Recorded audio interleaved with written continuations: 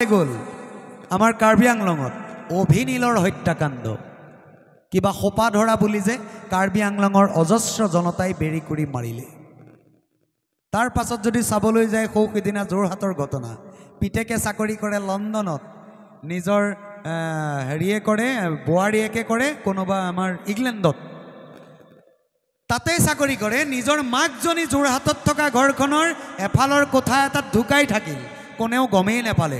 15-20 দিনমান যোৱাৰ পাছত যেতিয়া গেলা গেলা গোন্ধাইছে তেতিয়া দেখিছে মাকৰ নৰকংকালটো পৰি আছে। তাৰ পাছত যদি দেখে অসমৰ প্ৰত্যেকখন বৃদ্ধাশ্ৰমলৈ যাওক, প্ৰত্যেকখন বৃদ্ধাশ্ৰমত আপোনালোকে দেখিব দিন হাজিৰা কৰা, ঠেলা চলাই পইচা ঘটা, চব্জিৰ বেপাৰ কৰা যুৱকজনে কাহানিও নিজৰ মাক দেউতাকক বৃদ্ধাশ্ৰমত নাৰাখে। ৰিক্সা চালক এজনে নিজৰ মাক দেউতাকক বৃদ্ধাশ্ৰমত নাৰাখে। বৃদ্ধাশ্ৰমত কোনে ৰাখে জানে? অসমৰ 70% শিক্ষিত বুলি আমি যাক কওঁ, তেনে লোকে কি কৰে? অভিনীলৰ দৰে হত্যাকাণ্ডটো মনে মনে থাকিব পাৰে। জোনমণি ৰাভাৰ হত্যাকাণ্ডটো তেওঁলোকে মেনেজ হৈ মনে মনে থাকিব পাৰে। কাৰ্বি আংলঙত হোৱা হত্যাকাণ্ডটো মনে মনে থাকিব পাৰে। দেৰগাঁৱৰ অনিমেষ ভূঞাক চকুৰ সন্মুখত যোৰহাটৰ মাছ চেণ্টাৰ নিৰ্মল চাৰিআলিত হত্যা কৰোঁতেও কিন্তু প্ৰশাসন বিভাগ মনে মনে থাকিব পাৰে। মই অকল মাত্ৰ যোৰহাটৰ প্ৰশাসন বিভাগকেই দোষাৰোপ কৰিব বিচৰা নাই, দোষ দিছোঁ মই উঠি অহা প্ৰজন্মক, উঠি অহা ডেকাসকলক। আপুনি আপোনাৰ কণমানিটোক মানুহ কোনে মাৰিব পাৰে জানে? মই কেতিয়া কাৰোবাক ঘোচা মাৰি দিব পাৰিম? মই দাৰ এখন লৈ কেতিয়া কাৰোবাৰ ডিঙিটো চেলিয়াই দিব পাৰিম ঘাপ মাৰি? কেতিয়া জানে?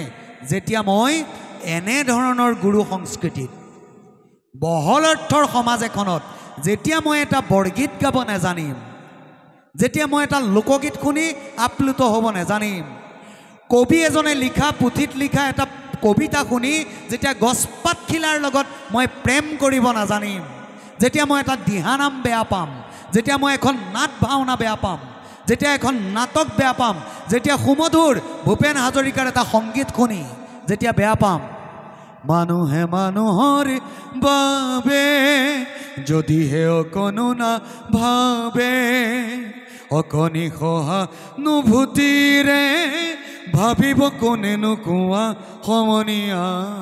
যেতিয়া এই গীতটো মই বেয়া পাম, জানিব এইবিলাক বেয়া পোৱা ব্যক্তিয়ে কিন্তু মানুহ মাৰ্ডাৰ কৰিব জানে। এই সংস্কৃতিবিলাক বেয়া পোৱা লোকেই কিন্তু নিৰ্মল চাৰিআলিত নিসহায় ডেকা ল'ৰা এজনক হত্যা কৰিব জানে।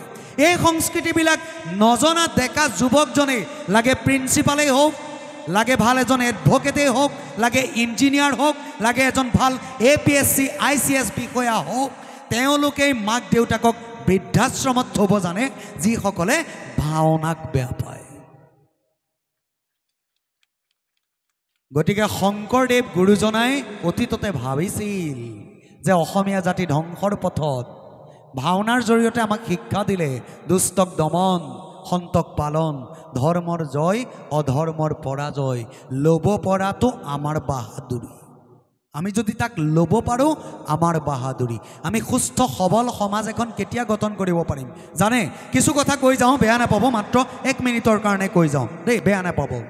আমি যেতিয়া 10জন ব্যক্তি গোট খাওঁ, মোৰ সন্মুখত এজন শিক্ষাগুৰু আছে, মই এখেতকে কৈছোঁ, তেওঁ নিশ্চয় এখন বিদ্যালয়ত নিশ্চয় আপুনি শিক্ষাদান কৰা এজন শিক্ষক।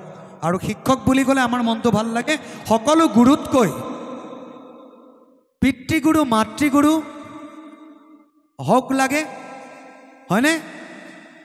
সকলো গুৰুতকৈ শ্ৰেষ্ঠ গুৰু কোন বাৰু? যিজনে জ্ঞান দিয়ে, জ্ঞানদাতা গুৰু। জ্ঞানদাতা গুৰুৱে যেতিয়া জ্ঞান দিয়ে, তেওঁতকৈ শ্ৰেষ্ঠ গুৰু আৰু বিশ্ব ব্ৰহ্মাণ্ডত কোনো নাই। গতিকে তেনে এজন জ্ঞানদাতা গুৰু আমাৰ মাজত আছে। একাজলি হাত চাপৰি তেখেতৰ কাৰণে কামনা কৰিছোঁ। মই ক'বলৈ গৈছিলোঁ, কি ক'বলৈ গৈছিলোঁ? ঘপংকৈ অকণমান 1 মিনিটৰ কাৰণে কম কৈছিলোঁ। আমি সকলোৱে, আমি যেতিয়া 5 গৰাকী মহিলা কাৰোবাৰ ঘৰৰ পাকঘৰত গোট খাওঁ, বেয়া নাপাব, মোৰ কথাবোৰ অপ্ৰিয়, মোৰ কথাবিলাক শুনিবলৈ অপ্ৰিয়, কিন্তু সত্য। আমি 5 গৰাকী মানুহ যেতিয়া কাৰোবাৰ ভাতৰ চৰুৰ চুকত গোট খাওঁ, তেন্তে আইসকলে কেনেকুৱা কথা পাতিব জানে? এনেকুৱা পাতিব, তেতিয়াহে এখন সমাজৰ উন্নতি হ'ব। এই তই যে এই তেল দিয়া পিঠা বনাইছ, এই ন কচোন, এই ঢেকীয়া ভাজিকণ যে কালি বনালি কেনেকৈ বনালি? এই তলত জুইকুৰা কিমান দিব লাগিব? তই ঢাকনা মাৰিলে কি হ'ব? এই হেৰি কৰচোন, তোৰ ঘৰত দেখোন পিৰালিত বৰ ডাঙৰ ভোট জলকীয়া এজোপা গজি আছে, তই তাত কি সাৰ দিয়? যেতিয়া এই কথাবোৰ পাতিব, আপোনাৰো উন্নতি, কাষত থকা 10 গৰাকী আইৰো উন্নতি, হয়নে? আমি যেতিয়া ডেকা ল'ৰা 5জন গোট খাওঁ, আমি ডেকা ল'ৰা 5জন যেতিয়া গোট খাওঁ, আমি তাত কিয় আমি এনেকৈ পাতোঁ? ঐ মই আমুকৰ দোকানত কালি এবাৰ এইডাল বেয়া সস্তা দিছে ন মালটো, হেৰি কৰিবি, এই তোৰ 300 টকা দেচোন, মই 150 দিম, দুইটাই মিলি কিবা এটা খাই আহোঁ, এই কথাবিলাক যে পাতোঁ।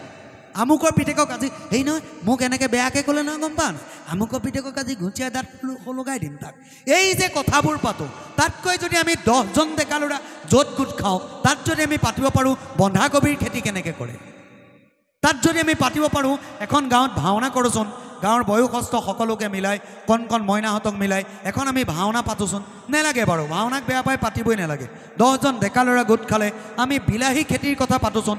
এইবাৰ দিখৌ দলঙৰ কাষত এই 5 বিঘা মাটি আছে, বৈচোন তাতে এটা কাম কৰিম, এই মেডিচিন মাৰি থাকিম, বৰষুণ পৰিলেই ব'ল বিলাহী খেতি কৰিম, নিজৰো উন্নতি, বাকী 10জনৰো উন্নতি, হয়নে নহয়? আমি কিন্তু তাকে নকৰোঁ। আমি কি কৰোঁ? আমি অকণমান 5জন মিলিলেই ঋণাত্মক চিন্তা ক'ত আছে তাক আলোচনা কৰোঁ। সকলোৱে নকৰোঁ, কিন্তু 70% কৰোঁ ছাৰ, হয়নে? গতিকে আমি যেনে তেনে 5জনেই মিলোঁ, 10জনেই মিলোঁ, সদায় ধনাত্মক কথাবিলাক আলোচনা কৰোঁচোন। যেতিয়া আমি 5জন মিলি, আমি 2জন মিলি সদায় ধনাত্মক চিন্তাত থাকিম, জানিব। মই এটা কথা কওঁ, আঠখেলীয়া ঢেকীয়াখোৱা বৰনামঘৰত গৈ, বা আজি আপোনালোকে কাশী গয়া মথুৰা বৃন্দাবন গৈ, বা আজি পবিত্ৰ ভাদ মাহ বুলিলে আমি চিধাই চাকি এগছ দিবলৈ যাওঁ, আঠখেলীয়া বৰনামঘৰত এখন শৰাই দিম, যাওঁ। ঢেকীয়াখোৱা বৰনামঘৰলৈ যাওঁ, এখন শৰাই দিম, যাওঁ। আমি বৰদোৱা থানলৈ যাওঁ, আমি অগ্নিনাভ বাবা কিবা মন্দিৰ যাওঁ, আমি গৈ কিবা মৃত্যুঞ্জয় মহামন্দিৰ যাওঁ, বত্ৰদোৱা, আমি কাশী গয়া মথুৰা বৃন্দাবন যাওঁ। কিন্তু মই এটা ডাঙৰ কথা কওঁ আপোনালোকক, এই যে নামঘৰ ভাগৰ আপোনালোকে সন্মুখত যে গুৰু আসন ভাগ দেখিছে, এই গুৰু আসন ভাগত থকা ভগৱানজন বৰদোৱাত থকা ভগৱানজনতকৈ 1.5 ফুট চুটি নেকি? 1.5 ফুট চুটি নেকি? অগ্নিনাথ বাবাত থকা ভগৱানজন আপোনালোকে সদায় ফটোত দেখি পেলাই ধূপ এগছ জ্বলোৱা ভগৱানজনতকৈ 3.5 ফুট বেছি ওখ নেকি? ভগৱানেই। প্ৰথম কথাটো হ'ল, ভগৱানক তেতিয়া পূজা কৰক, তাতকৈ আগত ভগৱানে ভাল পোৱা কৰ্ম কৰক। ভগৱানে ভাল কেতিয়া পাব? যেতিয়া ভাল কাম কৰিম। মাৰ কঁকালটো বিষ, ৰাতি কেঁকাই থাকে, আইও বোপাই বৰ বিষাইছে, আমি